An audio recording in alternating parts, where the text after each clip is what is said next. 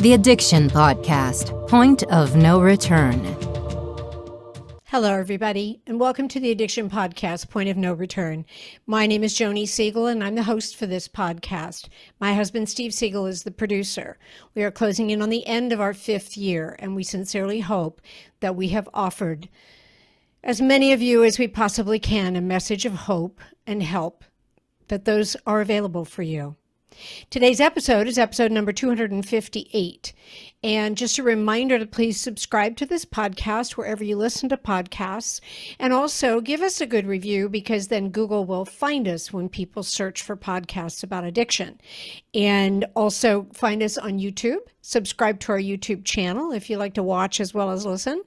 And give us a thumbs up there. And be sure and ring the bell when you subscribe, because that way you'll find out when we have a new episode going up. So today we have an interview with a gentleman who is a former U.S. Air Force helicopter pilot. His name is Robert Scoggins. He grew up in small town Georgia, and he then was a second lieutenant when he went into the United States Air Force. He attended the Marion Military Institute. He went on to, after joining the Air Force, he went on to flight training, and he became an medevac pilot for helicopters. He loved helicopters and wanted to fly helicopters. So he was flying, the medical personnel into oftentimes battle that was happening when he flew in.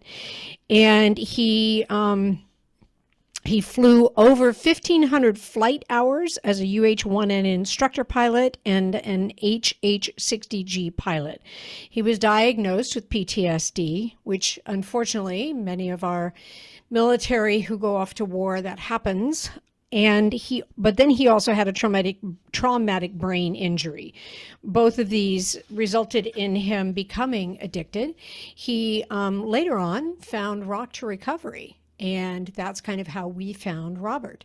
So without further ado, let's talk to Robert Scoggins. So Robert Scoggins, first of all, thank you for your service. I know I said it off camera, but I want to say it on camera, because having grown up in the military, I just appreciate you and everyone like you that put in their years. Oh, thanks so much. Absolutely. And also thank you for being willing to share your story today. And we know that when individuals who have had an addiction problem, no matter what it stemmed from, that when they tell their story, that somebody listening, maybe reaches for help. It resonates with someone, and that's the whole purpose. And so thank you for being willing. Well, thank you for having me on. This is an incredible honor. And this is very exciting, actually. I'm a big fan of your podcast, and it's a tremendous joy to be here. Awesome. Thank you so much. So tell me, where did you grow up? What was your life like? And the whole background of you getting into the military and from there. Absolutely. Well, I wasn't a typical military brat, but my father was in 32 years, as we talked about off camera. But he was mostly in the Air Guard when I was younger. And so I didn't have to move around, but I was exposed to the military life, and especially during the first Gulf War. My dad left our elementary school, had us all together, and, did some mental health back then, which didn't mean much, obviously, in 5th grade. But my grandfathers, both of them actually served in World War II. My maternal grandfather was a flying tiger over China, and he did 75 combat missions, which was the maximum number at that time. Wow. Because it was a different environment, and frankly, they were losing a lot of pilots. And but it was also a mental health sort of cap on people, and it's interesting compared to today. In half the time I did in Afghanistan, over 250 missions, something we don't do today. Wow. But my paternal grandfather was an infantryman, pulled out of Clemson during the middle of right when World War II was kicking off, and so he did infantry in Europe. Landed a few days after D-Day, and military service has sort of just been in my blood, and been a passion of mine. But yeah, I didn't really have much experience with alcohol, drugs, or anything as a kid. It's mostly really into anything that got me going on adrenaline and such. I love being outside, love playing sports, and that was, sort of my passion. That's awesome. So what got you into the military? What was the passion there? Oh boy. I think I was a junior. My dad walked in one day and he said, "All right, time to choose. What do you want to do when you grow up?" And I said, "I don't know. I guess I'll fly." I just picked something out of a hat. It sounded cool at the time. And like I said, he was in the Air Force and Air Guard for a long time. So he walks in a couple weeks later, throws down a pack, papers about this big. I mean, look to me about this big as a kid, just boom. In my mind, the table collapsed under the weight of all the paperwork. But yeah, it's, maybe an inch thick. But so I filled that up, and it was an application to Air Force Academy. And so I filled that out, and I was promptly rejected. But I was put into so the military is a little bit weird. They have a category. It's the top 100 rejects, and I don't think it was labeled that, but to me that's what it was. So I was blessed with an extra opportunity to succeed. They said, "How about this? How about we send you to an Army school? You're going to go there and live and train with the Army, and they're going to educate you. And well, best the Army can educate you." Got to throw in my digs, being Air Force. But no, I did. I was offered a year school in Alabama for a 2-year commissioning program, and being young and dumb and full of vinegar and piss, I said yes, absolutely, let's do this. And so I signed up, knowing I'd have to redo my freshman year, and loved not every bit, a lot of it. Loved my friends, loved the fun, loved living in the barracks with everybody. Not a big fan of PT at 5 a.m. every day, but whatever. It was worth it. And I got into the Air Force Academy, and a short 4 years later, I graduated. And all I wanted to do was work with my buddies in the Army. So I left 2 choices for a pilot. That was close air support or helicopters. And so, before I knew it, I made my way into combat rescue, and that's where my heart was. And I loved it. Absolutely loved it. Wow. Not the 5 o'clock shows. But was pretty good. And you flew how many missions, did you say? Oh gosh. So combat missions, I did 251. Overall, I did a little over 1,500 flight hours and about a 12.5-year career flying. Wow. And did tours to Iraq, Balad Air Base, went to Afghanistan and did Khandahar Airfield and Camp Bastion, and then did a staff tour in the Horn of Africa. So you're flying into the thick of it. You're yes, in the thick of battle. Yes. So our job was to sit alert and basically hang out and wait for something to go wrong, which in Iraq, I can't talk too much about. We were direct tasked to some classified units, but essentially they were the door kickers, and we would be there. Casualty evacuation. My career field with Air Force, it's a congressionally mandated career, which it's a little unique in that it's designed for anybody who's isolated or captured or shot down, and that's what we were reserved for. But we found a unique niche in today's warfare, being able to go in, carry weapons, and engage and neutralize and suppress threats in a different way than most medevacs can, because by Geneva Convention rules, they're not allowed to carry any attack weaponry and a lot of that. So we carried a small team, trained to special ops levels in layman's terms, and we would always go around in 2 ships. And each aircraft would have essentially 2 door guns, whether it was a 50 caliber cannon, pretty much, or the minigun, and then a team of 5 operators that would take care of patients or do whatever the situation called for. I got it. Now, did you start? I know I read your chapter in the Rock to Recovery book. Okay. Did you start alcohol while you were in the military? Did that become like a way to deal with the stress? Oh boy. Well, the military has a unique relationship with alcohol, and we tend to have squadron bars even, and so it's not to suggest anything, but there was always an opportunity to celebrate. And, and especially after hard flights, it was nice. But, for me personally, I sort of translated that into being the reason to have fun for the alcohol. So it slowly devolved into excessive use. And one of the other unique things with deployments, especially, is you sort of, at least I did, again, I don't want to say everybody, sort of lie to yourself and convince yourself that you're not developing any problems with binge drinking or with focusing on drinking, because you deploy, you don't have a drop, and then you're good to go, and you can come back and essentially feel like you can turn it on and off at any time. And that's, for me, that was not the case. Right. It's just an illusion. Right.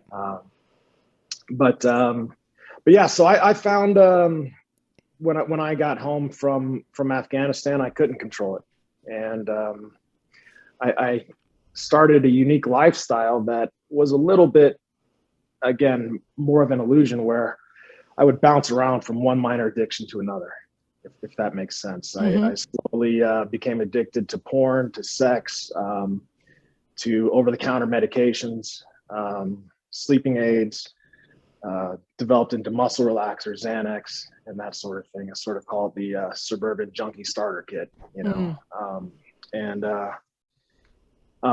even healthy things, exercise, and unhealthy things like adrenaline come out too. Got into motorcycles and motorcycle club lifestyle. And so again, it was by bouncing between different things, I was able to lie to myself, but I was always on something, right? If that makes sense. Yes, it does. Were you still being deployed? Were you? I'm not exactly on. Like, do you work when you come back? Or are you pretty much off and you just wait until you're deployed? Yeah.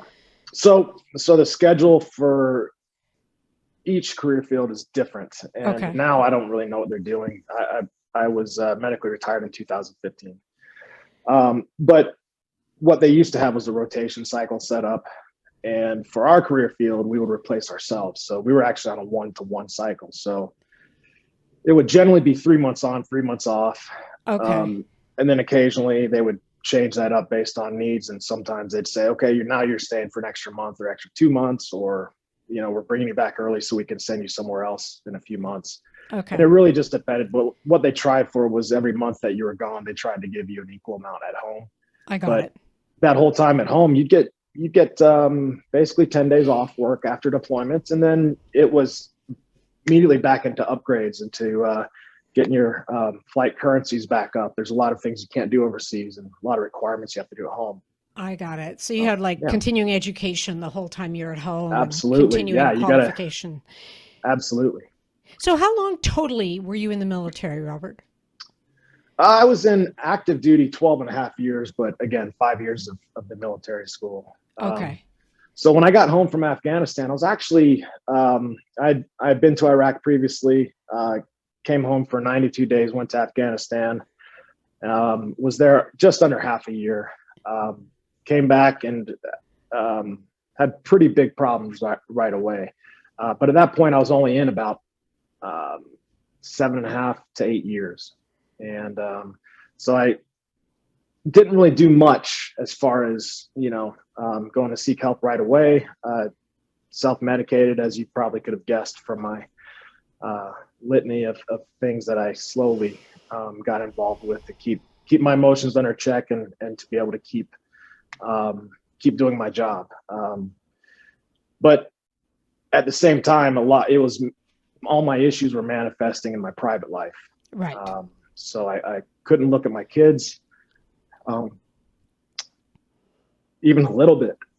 My youngest, I got home and I would smell my patients. Yep. When I looked at them, and I never heard of that. And I thought so little of myself. I couldn't look at my older daughter, and I couldn't be around my wife at the time. I projected onto her, and I got away from that situation within a couple months. PTSD. Yes. I don't know I don't know how anyone can go through that and come back and not be affected like drastically. I don't believe there are those who come back unscarred. I really don't. You know, I wrote about it, and it seems that almost everybody that deploys either turns to their faith or turns to their addictions when they get back, and Yep. even turn to faith in unhealthy ways. Right. But for my situation, like I said, I can't talk too much about my Iraqi deployment, but I didn't have those same issues when I got back, and really it was just a personalization doing combat rescue. I really just very much took everything personally into heart with my patients, with our patients, with situations, and I just got so fucking angry all the time. Yep. You know, I get it. I get it. I mean, how could you not personalize that, Robert? I mean, how you have people like broken, bloody, likely going to die, and you're like their last hope. How could you not take that personally? Well, I had zero education on it, and so you know that's something that I enjoy doing now is sharing my background and my history with it, just to provide education for others to know what to expect. But essentially what happened was I did just over 5 months in Afghanistan in the summer of 2010, and our job there was almost entirely just picking up casualty evacuations. Just a typical medevac helicopter is slightly different than ours because of the weaponry, so they're called medevac, and we were casualty evacuation, a CASEVAC. Okay. And so we would accept higher risks. And a lot of times we'd be able to provide, or all the time we could provide a higher level of care with our pararescuemen in the back, being trained to a paramedic level in the U.S., a little bit higher than your typical, Navy corpsman or any other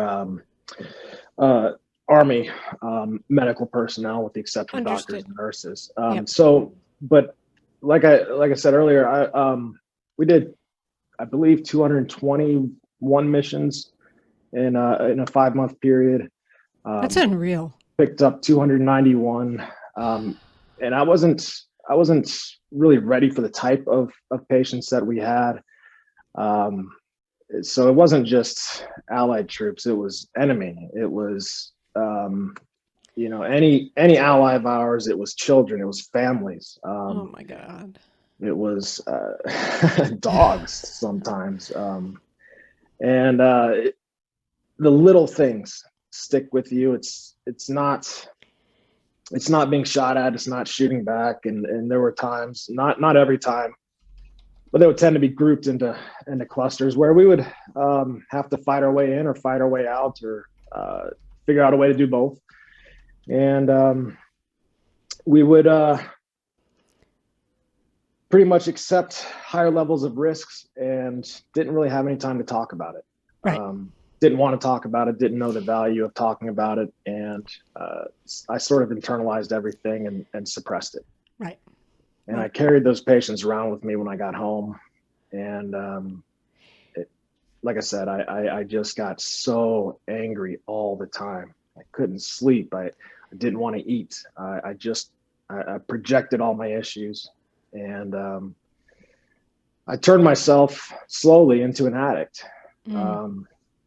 With one thing after another. Did you do hardcore drugs or just alcohol and over the counter? And once I started getting injured, the thing about post-traumatic stress and any anxiety disorder is you sort of need to be doing something all the time. And you need to be able to feel. You need to be able to find ways to make yourself feel, whether that's adrenaline, sex, chemical substances, anything. And even like I said, even church could be, or any religion could be harmful. But I ended up getting in a motorcycle accident suffered some brain damage there. Had some pretty bad road rash, closed skull fractures. Had to do a bunch of surgeries after that. And that's when I got introduced into opiates. And boy, were those nice. Mm-hmm. You know, Mm-hmm. those made everything go away. And I got into those pretty heavy in the same manner. You know, instructions say take, 2 every so many hours, and 2 turns into 4. And you got to shave an hour off because now you're not feeling that as much. And so before I knew it, I was doing at least double the dose and being handled a bottle of 50 to 100 pills whenever I felt like, and I don't even know if anybody was keeping track. Wow. And it slowly added on more and more, developed life cycles of went from alcohol, adrenaline, porn, and sex lifestyle with some pills mixed into now I can't go out. So now just give me everything, whatever I can take. Right. So wasn't really doing much alcohol at that time. So again, I'm lying to myself about not being alcoholic. I'm taking prescription drugs for an actual issue and lying to myself that now I'm becoming a druggie. Now I'm becoming addicted to this substance on top of it.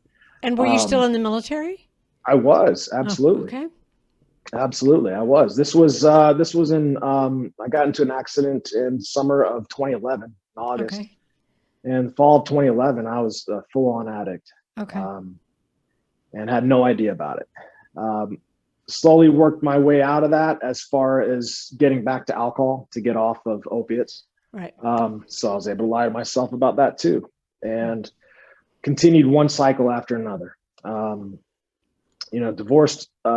Divorced my first wife. I was really into unhealthy relationships, really into finding adrenaline, finding anybody to blame for my issues, because it couldn't be me, because I didn't have issues. I didn't have any problems whatsoever. I was doing what I needed to do. And what do you do when you need to blow off steam? You drink. But, in my private life, if I wasn't keeping myself constantly busy, 4 weeks after my accident, I still couldn't see straight. I was seeing double images for almost 6 months. Wow. Because my eye socket was a little jacked up, and I had to have some surgeries to fix that.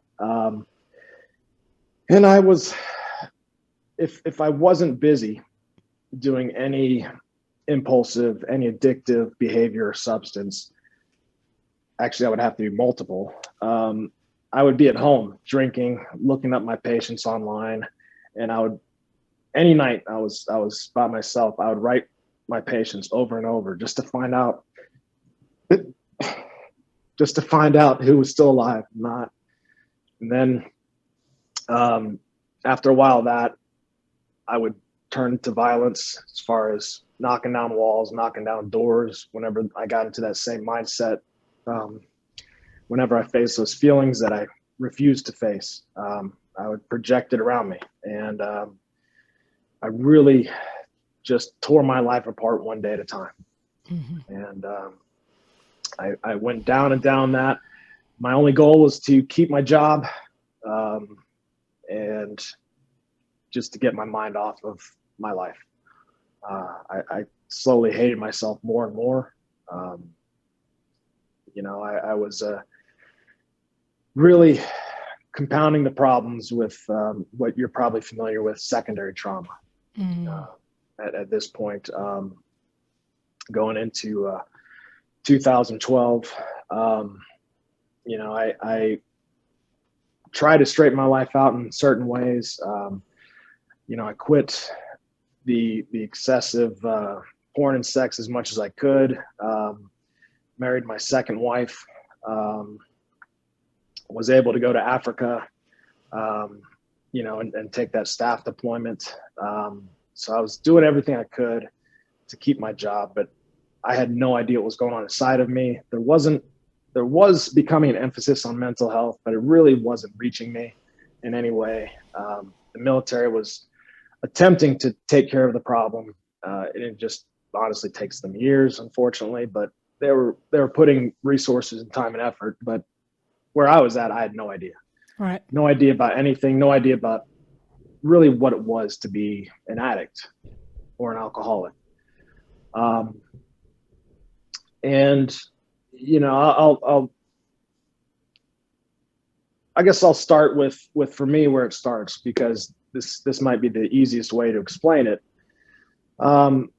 Whether I would have an intrusive thought, what a lot of people call triggers, from certain events. PTSD is sort of unique in that it is externally triggered in a lot of ways. Not all the time, but it very much that's a hallmark of it. But on the flip side, you also have nightmares, you know. So essentially, that's, for me, that's what a trigger was. It was almost like a daymare, you know. Right. Not a daydream, but a day nightmare. No, I get it. And so whether I'd be sleeping or something would just hit me like that, you know, riding around on a motorcycle, getting into a fight with a car, you know, things like that. The nightmares for me were pretty constant. And that was one of the things I enjoyed about alcohol, was when I blacked out, I didn't drink. And so that became a goal of mine, was to not drink, because the nightmares were so painful.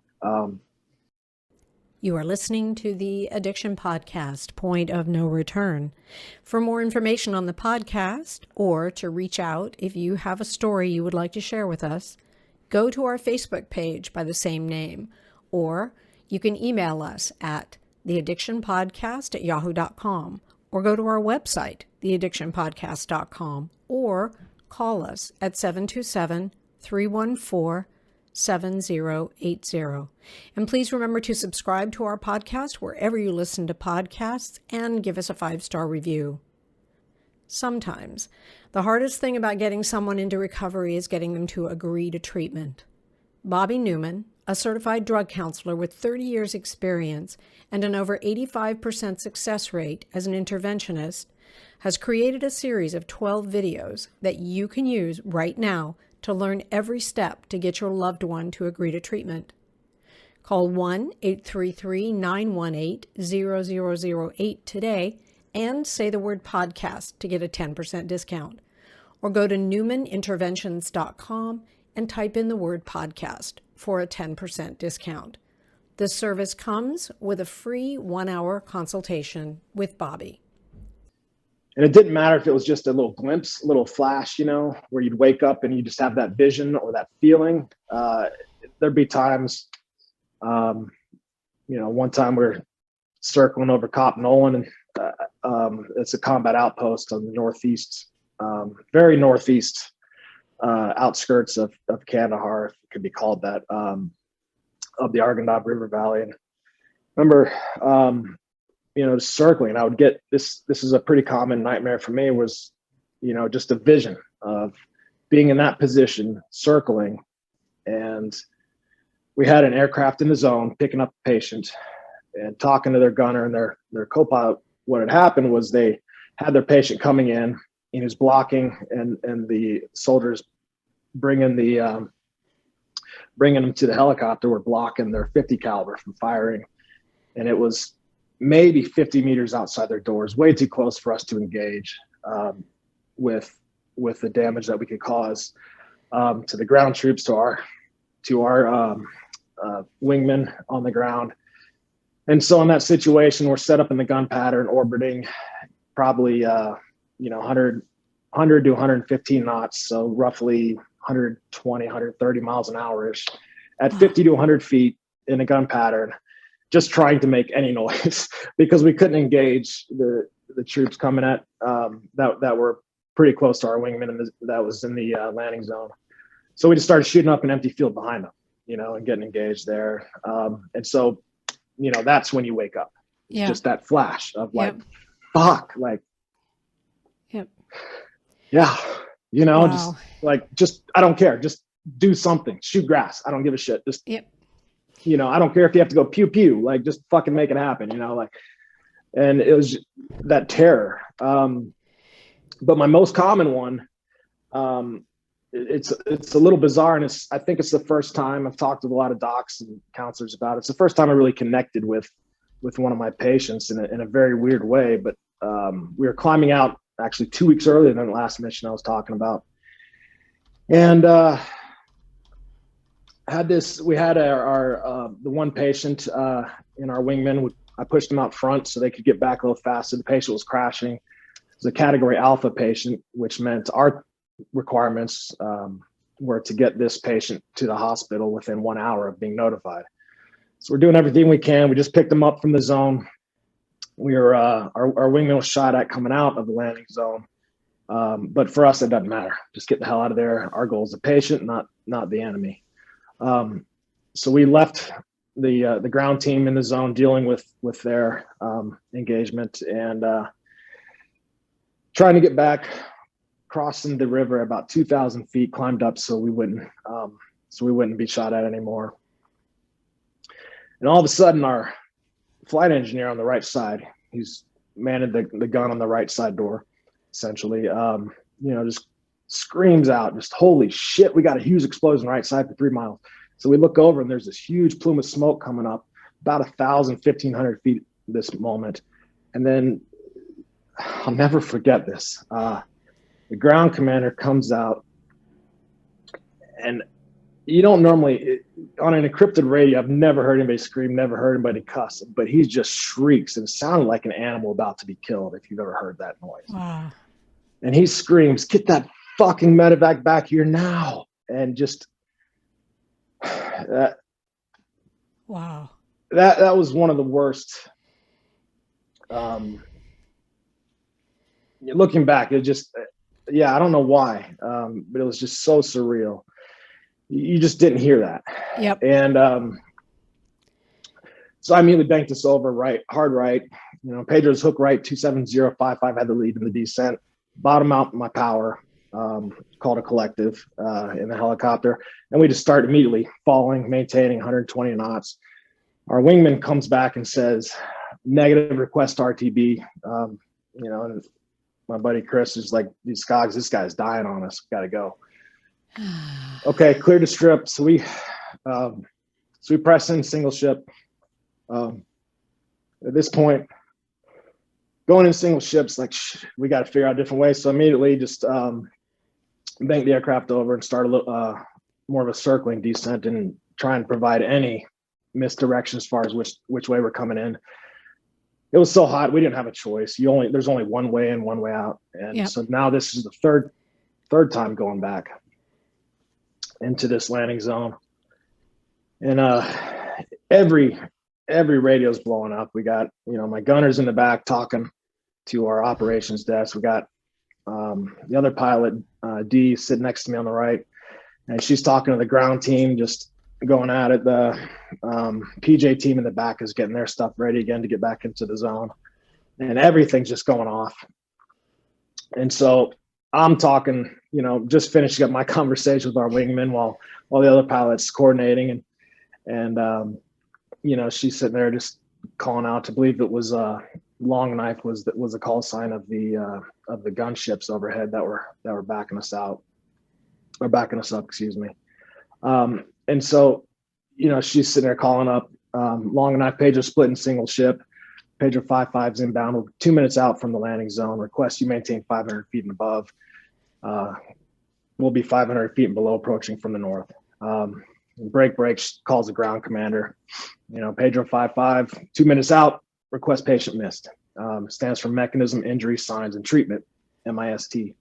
And essentially, it's what's going on, what happened, who's messed up, how they're messed up. Get the information to our PJs in the back. And this is happening meanwhile while we're in basically a free fall, as close to you can get as in a helicopter as possible, slowly circling, passing through. We're sitting there at that point, passing through 1,200 feet, 1,000 feet, 800 feet, and all you hear back is triple amputee tourniquets. That's it. 200 feet, pulling power in, and at that point you're throwing the nose of the helicopter forward. You get this big windscreen full of sand and dirt as you keep falling and put more power into. Aircraft is just shaking uncontrollably. About coming through, 100 feet, start leveling out, looking to level out 50 feet. coming around FOB Terra Nova, the forward operating base in the area that provides their main support. Hook a sharp left around there. And at this point, the other pilot's calling out to the ground team again. Pedro's 1 minute out, pop smoke, pop smoke, pop smoke. And at that point, there's this kid that I see right above our glare shield, sort of the dashboard, you know. This kid's walking, and he's got this big, you know, bag of sticks that, you know, he's just dragging through his field. Drops the whole stick, pulls one out and does this. Oh, no. And all I see is him flash below the glare shield, and I see it briefly in the chin bubble. All you do at that point is you change your plane and phase of flight. So slight right turn, slight dip down, and then it's just sort of, you do the turtle thing where you're just like, you know, waiting for something to happen. It's like, oh God, nothing happens. And that's the only closure I got on that. Wow. And at that point, I sort of realized what's going on. And the other pilots, because she's talking still to the ground team and the ground commander, I didn't really pay attention to what he had said during that. And he tried to sneak something in on us. I think so we would still land, because it's kind of bullshit. But, so he calls back and he's like, Roger, be advised, we're 1 field west. And this is what clued me in. D goes, confirm LZ's been bombered, which means have you swept it for more IEDs? You know, because we're about to land, you know, almost 20,000 pounds there. We're going to set off every pressure plate. Yeah. And all you hear back is beep, negative. Oh no. Like, oh fuck. So I remember looking at this, and this is why I wrote this in my book, Perspective of Hope Like a Dream. It's she didn't confirm this, but I remember it clear as day. I remember looking over at her, didn't say anything, and I just remember her shaking her head, just going, just get this over with. So it's like, fuck it, just bottom on the collective, slow back, pages on the approach. And then we have what these things called triangle calls as a crew. So you have each member of the crew calling out in a triangle shape, what's going on. So you're 100 feet, 100 knots, forward down left, 80 feet, 80 knots, forward down left, 60 feet, 60 knots, forward down left. Take that down 40 over 40, 30 over 30, door's got the calls. At that point, the door has the calls. The door gunner takes over at this point. And he starts calling out 30 over 30, clear forward down left, 20 over 20, 10 over 10. And what somewhere in there, I remember thinking to myself, right about 20 feet is where we're going to start setting off these pressure plates if we hit anything. So again, I'm back doing the turtle, you know, I'm into my little thing, just like, oh God damn it. And 15 feet, 10 feet, you know, had the aircraft kicked out of trim a little bit to slow down a little bit more, throw it back into alignment, pull power in, boom, slam the helicopter down. And our goal is not to come in and just land like an elevator. Right. It doesn't work in combat. It's too easy to shoot you, and we don't have power. Yeah. So you come in as low and fast as possible and land to a point. So essentially, it's almost like a speedboat approaching a dock. Yeah. You want to hit that dock right at the moment that you can. Yep. But for us, it's 3-dimensional with Grand Theft Auto going on all around you. Yeah. So slam the helicopter down, dump the collective out, power's out, cleared out, left, teams at 10 o'clock, patients 10 o'clock. And I remember all the soldiers were strung out on this little trail because they're afraid to go into the field left and right that we just landed in. There's a little hill, little berm, a little bit past them, about the 11 o'clock. And enemy combatants were on the other side of that. And that's where we knew they'd be shooting at us the second we took off. There's a row of trees at our left. And at that point, I sort of checked out. And I remember the patient being brought in. We didn't have doors because it's just so damn hot. It's, you know, 115 to 120 daily. Everything's just so hot. All your stuff is just baking in the sun when you're sitting on alert, waiting to fly. But team's out, and they start bringing the first patient in. And I remember seeing this guy. And I don't know why the hell they were walking so slow. Maybe it's just my memory, but normally it was was like something out of a fucking movie script, you know? Like, Yeah. I didn't understand why there was no blood. I didn't understand why the leg looked like a freaking tree stump that had just been snapped off.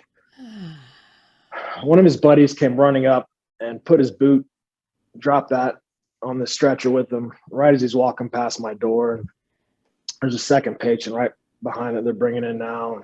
And I should be getting ready to take off. I should be running power. I should be getting the team ready. There's, you know, like I was talking about, there's things I should be calling out, trees that we need to climb over with no power. Now we got an extra patient. We need to run weights. And I'm just staring at this guy and locked eyes with the patient right as his buddy's putting the boot on there. You could still see the ankle coming out of the boot. Yeah, that's when I wake up. Yeah, okay. Thank you. Okay. Excuse me, I'll try to get through that. It's okay. I don't know how you can get through stuff like that. I don't know how you could not have nightmares. I may have nightmares after you telling me about it. I'm not trying to make light of it, but I mean, I apologize. Geez, Robert. I mean, no, don't apologize, for crying out loud. Oh my goodness. Oh. That's so that's for a lot of veterans, and I use that as an example. That's how you wake up. Oh that's my God. How your day starts.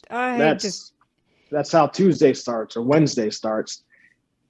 And I'm a big fan of counseling. I'm a big fan of therapy. I'm a big fan of just about anything mental health and psychology, because it's correct and it works.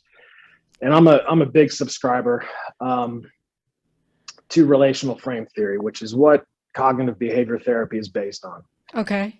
And quickly, you know, in layman's terms, relational frame theory tells us that, you know, talks about the relationship between thoughts and feelings, and thoughts come from feelings, feelings come from thoughts, and essentially they reinforce each other. And your next thought, which you don't know yet until you have it, is based upon the previous one and the emotional state that both are coming from. So to somebody who doesn't know how to regulate their own emotions through an awareness of their thoughts, a lot of times we'll end up pretty much thinking we're the thought, if that makes sense. Yep. So when you wake up and that's your state of mind, is that situation, that's where you're coming from, is those moments thousands of miles away. That's where you start your day. That's how you're going down everything. And so if you are confusing who I am, which I was at the time, with my thoughts, I start a life of projection. I start a life of being set off by people around me. I start my day already angry, not wanting to eat, you know, already needing a beer, because that's what you do when you need to vent, when you need to relax. That's the way I thought. That's the way I lived. And so it's just a constant reinforcement of this unhealthy lifestyle through all of these behavior cycles. Well, how do you get out of that, Robert? I'm sorry to cut you off, but it's like, how do you get out of that? I mean, how did you get out of it? How did you stop this whole, you know, dwindling spiral, if you will? I became suicidal. Okay. That's one way, I guess. I started passively trying to kill myself. Man. I started that through reckless behavior and not caring if I lived or died. Right. And then looking back, I wanted to fucking die every day. And eventually that's how I woke up. Eventually I figured out how to not dream, how to not have those nightmares, but I would still wake up with the feelings. I still wake up angry. I remember waking up and just going, fuck, why am I fucking alive? I fucking hate this, you know, every day. Yep. And then there was a couple of instances where I would just sit and just think about killing myself and how I'm going to do it, and trying to get the courage to go through with it, trying to get strong enough. Because for me, it wasn't, I've heard people remark, you know, suicide is a coward's way out. No, it's fucking hard. It is hard to get there. You have to get strong to get there. And tough. Yep. And in the way that I thought tough was, which was to do something, to take action, to end these negative things. Right. And eventually on the 29th of September, 2015, 1 month before I was medically retired from the Air Force, I just had a complete fit of rage. I went down. I remember going down my stairs, just got so angry more and more, every memory I was having. And I remember just going downstairs as fast as I could, and I just started punching the wall and hit a wall stud. You know, it felt like I broke my hand, so I started punching it again because I was so angry. Yeah. Next thing I know, rushing into the front room, and I'm standing in front of my gun safe, open. With my left hand, I grabbed a Sig Sauer 1911. It's a 45 caliber pistol. I had just gone shooting about 13 days earlier with an old friend of mine, and just cleaned my weapons. Just finished loading it, picked it up, and I remember thinking, "Fuck it, one more vet." Feeling, you know, whatever. It's just we're all killing ourselves. I think is where I was coming from with that. Yep. And paused. Looked. I remember looking at my pistol and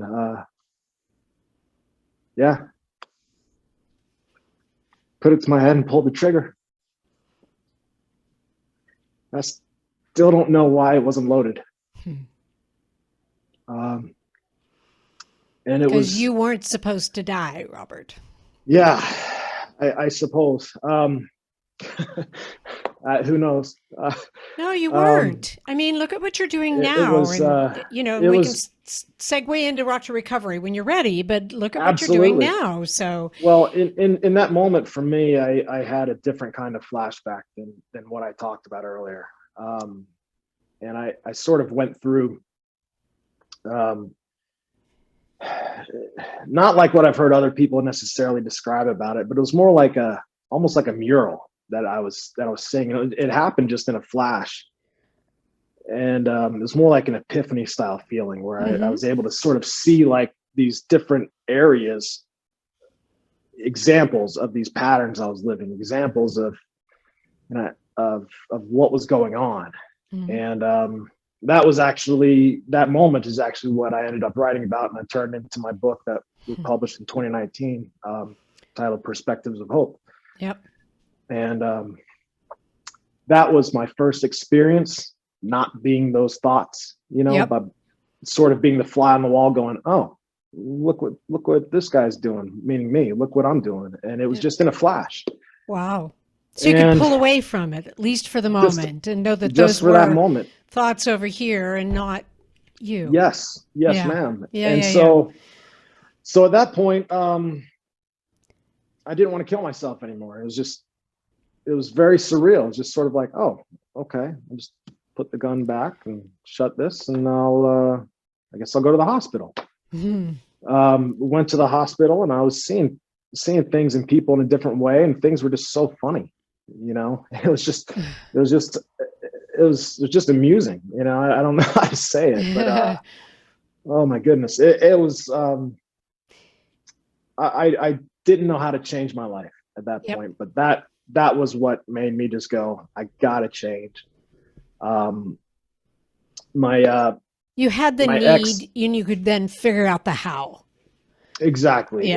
So my ex was married at the time, again, and she's now my ex. We're really good friends, and she was very, very supportive and said, okay, you're right, let's get the hell out of here. And at this time I was living in Las Vegas, and within 8 weeks we had moved out to Colorado, and I still had a lot of issues from brain damage, from post-traumatic stress. Moved into a little canyon near Manitou Springs, outside of Colorado Springs, and I didn't want to go out. I started isolating. I didn't do anything with anyone, wouldn't talk to anybody, quit answering the phone, quit doing everything in my life.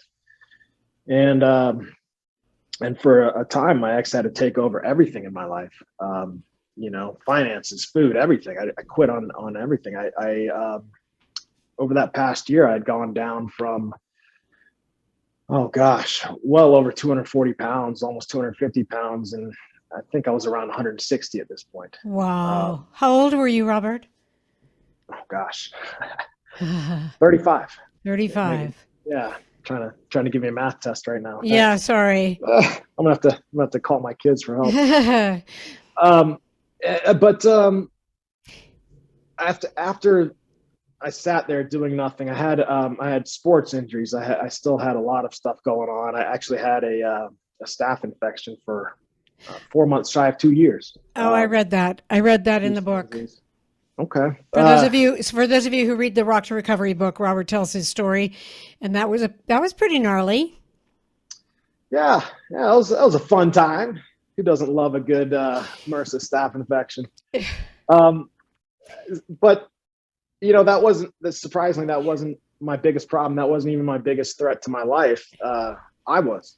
And well, were you still drinking? Were you still doing drugs? No. Okay. All right. So you got clean and sober at least. I went cold turkey on that. And I actually used cannabis to get me off. Okay. All right.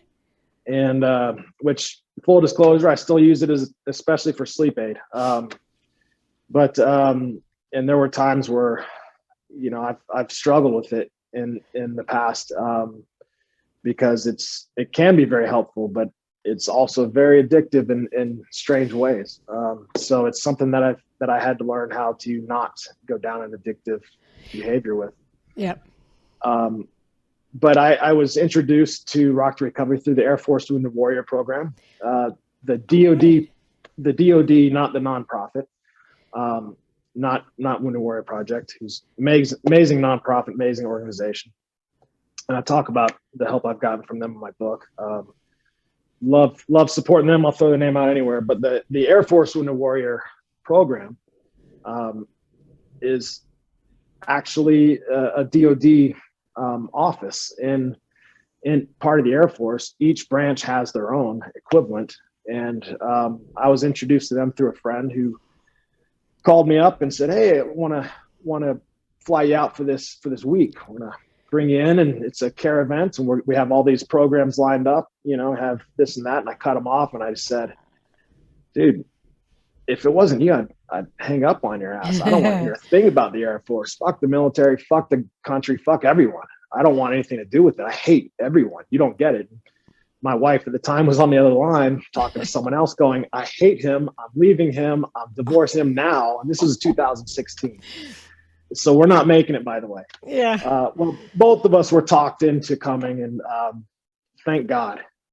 That was how I got onto my path. That was how I started figuring out how to change my life. And it wasn't just Rock to Recovery. It was painting. It was group sessions. It was sports. It was adaptive sports for ways that I couldn't perform like I used to with all the various injuries and such. And most of all, it was a community. It was a community of people like me. And I love your podcast because it's just a continuation. I relate so much with so many people, especially addicts, especially sexual trauma, people with a history of that trauma. It's very similar symptoms, very similar lifestyles that develop out of all of those. And I was just blessed to be with so many unbelievable people. When I was brought into inpatient, or I've done multiple outpatient programs now, every time I'm shocked with how much I absolutely just love these people, because there's not that layer of bullshit, there's not that layer of fake. There is understanding. And when you walk in, it's just, there's understanding. Home, Yeah, they've been through it. Absolutely. Yeah. There's no need to be a one-upper. There's right. No need to have the worst. You don't want to have the worst story in that room. Trust me. It's not a good thing. You don't want to have the top story around. So, but it's just every state, every clinic, every group I've been in has just been full of the best people. And, going to Rock to Recovery and Wes, I mean, how can you not just open up when you've got, a guitarist that was playing with Korn, or, Sonny Mayo with all the bands he's been with. It's insane. Brandon Parkhurst, different Brandon than you guys. Hopefully you'll get to meet him. He offered and became my counselor online. Oh, wow. Ran through some different, I did every counseling session I could. I did every type I could. Somatic, behavioral therapy, cognitive therapy. And what I found was this relation, once you have that surrender to treatment, surrender to what you need to do to get going better, it becomes not scary, but just, okay, how do I do it? Yep. How can I get more of this? Because you start experiencing those good times and you want more. And it's just the little things that are thrown out. I was talking to Wes once going, man, what do you do for this situation? He's like, dude, just hang on. Just whenever you're feeling this stuff, just do the opposite. Really, what do you mean, Wes? Like, contrary action. Just if you're fucking up your life, do the opposite and you'll make your life great. I'm like, oh, okay. So I started trying some contrary action on, see how that feels. When I would get really down on myself and do some negative self-talking, it's, all these little tips and tools and tricks I'm learning, just from these rock stars going, well, what I do is I talk to myself and I say, hey, don't talk to my friend that way. It's like, all right, to hell with it. I'll go crazy and I'll start talking to myself. You guys are right. I'll give it a shot. And it works. You know, it absolutely works to stand up for yourself against yourself sometimes.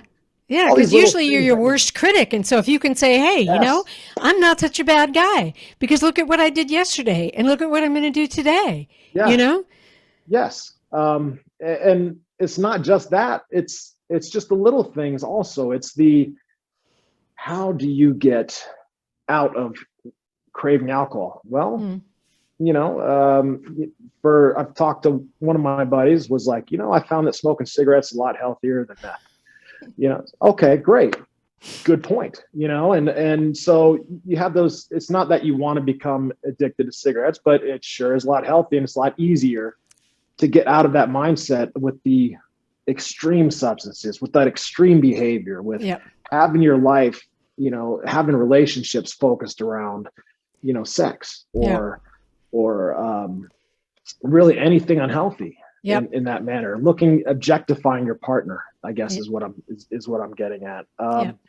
And rather just enjoying the moment, switching from a goal-oriented mindset to a value-oriented, There you go. And looking for the little things that you enjoy in life. And what I found was, I was going to ask you what your life is like now. So you're kind of headed there. What's your life like now, Robert?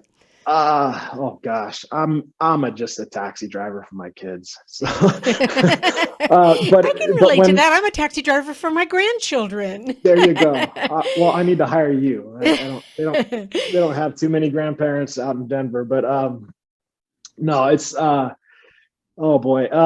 So I've actually gotten into music pretty heavily, and I'm definitely not a professional. I volunteer at a veteran nonprofit, Mount Carmel Veteran Service Center in Colorado Springs, excuse me. And so every Monday night, for anybody who wants to join us, 5:00 down at Mount Carmel, we have a music group, and it's just an open jam session. And unashamedly, I stole everything I could from Rock to Recovery. I couldn't get enough of their medicine, so I had to start making some myself. And so I've got some regulars that come in that sort of help me out with things as far as just keeping the momentum going. I have the ones that whoever shows up, those are the veterans that show up are the ones who pick our music and where we're going with it. I actually had Hornbuckle Foundation, a nonprofit in Denver, lady that runs it with her husband. She came down with the veteran she was working with and just watched, and she happened to actually be a musician herself. And so she jumped in and played with us, and she said, oh my God, all right, I want this in our nonprofit. So now I'm working with her to set up theirs. And it's just a matter of just finding out what people know and fitting that into something that makes musical sense. Yeah, it's brilliant. I'm sorry I cut you off a little bit, but No, Rock it's to okay. Recovery's whole setup and purpose to use music is absolutely brilliant. And, you know, veterans, whether they're on drugs or not, they're in recovery just like an addict. I mean, based on everything you told us, you have to recover from that shit. Excuse my bad word. I mean, you just do.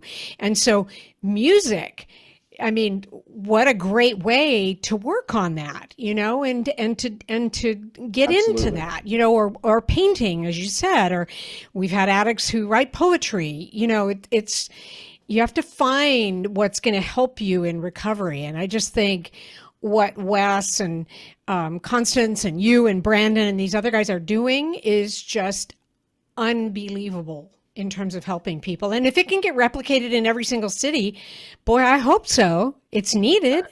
Absolutely. You are right. And it's not just that. It's and back to the Air Force Wounded Warrior group I was talking about. And I can't advertise them enough because being part of the DoD, they have zero marketing budget. So, there you go. They're the ones who introduced me to Wes and Constance and their whole crew. You mean I shouldn't hit them up for a sponsorship for the podcast? Okay, fine. That's fine. No, but you could join them at. So they're the ones who do the Warrior Games and the International Invictus Games with a lot of our allies that Prince Harry puts on or used to put on. If he doesn't, I don't know. But you're absolutely right, and I resonate with a lot of what you talked with Constance about, which is, you know, it does release those positive chemicals, you know, positive hormones, the serotonin that gets dumped into your brain, and all of a sudden you're able to experience almost a runner's high through music, through painting, through arts and crafts, through, I mean, even yoga becomes this really enjoyable, almost nutritive part of my life. And wherever I could get that creative high, wherever I could get that, you know, really any enjoyment out of creative arts in general, just sent me over the moon. And I've slowly been shaping my life around that. It was a way for me to get back in touch with my kids and to become interested in what they were interested in. You know, I mean, I even painted covered my book that I painted behind me on the wall. And it just became this huge part of my identity, not just a part of the healing process, but it gave me something to go for. Yep. I think you're making a difference in a lot of people's lives. And I will tell you, because I feel this with the podcast, we don't always hear from people who listen, but I know that the more we put up stories such as yours and other people's stories, I know that there are people who listen and it resonates with them. And maybe we'll have a veteran who listens and gets in touch with Wounded Warriors or Rock to Recovery. Or maybe we'll have a wife of a veteran who's struggling with PTSD and gets in touch with one of these organizations. You know, the ripple effect of what you do when you help just one person it's awe-inspiring. And I not only thank you for your service in the military, but thank you for what you're doing now for those who've served. It's amazing, Robert. It's really well done. Thank you so much. I sincerely appreciate it. And I gotta be honest, I'm just very selfish because it helps me heal. It you know, helps, like I said, it helps me get back in touch with my kids. Well, you have to start with you. I mean, let's face it. Yeah. So. But it's an intense joy just to do. And I can't believe it's still going. I published in August of 2019, had a very successful start. You know, picked up and first in Denver, and, you know, within weeks, I'm facing almost 500 people, just, you know, bright-eyed, just going, oh my God, what did I get myself into? Then, you know, the Air Force is like, hey, we like that so much. They sent me out to California. I hit a couple bases out there. And then I started getting picked up for some bigger events. You know, got to get out to Washington, D.C., got to get out to New York twice. And then all of a sudden COVID hits and shuts everything down. Oh. But I was so amazed that, you know, there was enough impact and people were interested in this enough to where I was able to get, you know, picked up, and I just had people asking me to do Zoom do Zoom speaking engagements, to do, I was asked to create a spiritual teaching class for one Air Force unit and talk about it for an hour. And I'm going, oh my gosh, what the heck do I talk about here? But we just finished updating, or about to publish update to the website, perspectivesofhope.com. Perspectivesofhope.com. And that's the name of your book, right? Perspectives of Hope? Perspectives of Hope. Same title, yes. And so that's one of my passions, is I really enjoy getting out, sharing my story, and giving some education, like you said, that can help families. Because when you walk a mile in someone's shoes who's been through it, you can get rid of the mystery. You can decloak the truth, and you'll see the patterns. You'll see the similarities. And so for family members, for loved ones, for friends of people showing signs of anxiety disorders, post-traumatic stress in general, it's very important to have that outside perspective that allows you to see it. Exactly. And, it really just becomes one effort after another, and changing the way you see the world, and changing your perspective, and changing some of the judgments that we have, to where you can not have that same relationship, not be tied to those same judgments, not be tied to what tough means. Being able to change certain things. One of the conclusions, one of the main points to my book, it's about understanding that I define what tough means for me. It's about saying that tough doesn't mean strong. It doesn't mean unaccepting. It doesn't mean rigid and not able to change. What it means to me now is, how quickly can I get back to an open heart? How quickly can I reach a place of compassion? How quickly can I open up to life again and just walk out my door and be a good dad, to be a good friend, be a good person in general. So great message.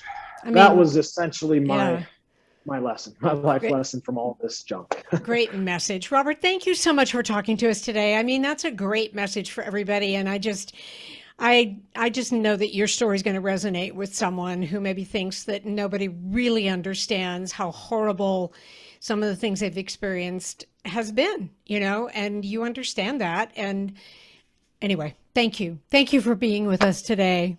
Thank you so much. I sure do appreciate your time. And like I said, this has been an honor, and I do hope this story helps others out there. So it will. Thank you for listening today. Robert's story it's horrific in terms of what he experienced when he was in combat, and he's so not alone. There are so many veterans who come back, and they are negatively affected by what they see. I mean, how could they not be? But here's someone who's turned his life around. He's not doing drugs and alcohol anymore. Okay, he's doing some medical marijuana, but whatever. But he has turned his life around, and he is helping other people, which is even more important. And he's found alternative ways to, make his life and make his world a better place. And I appreciate him for that. We'll be back again next week with another interview. You have been listening to the Addiction Podcast, Point of No Return. For more information, reach out to us on Facebook or go to www.theaddictionpodcast.com. Our email is theaddictionpodcast@yahoo.com.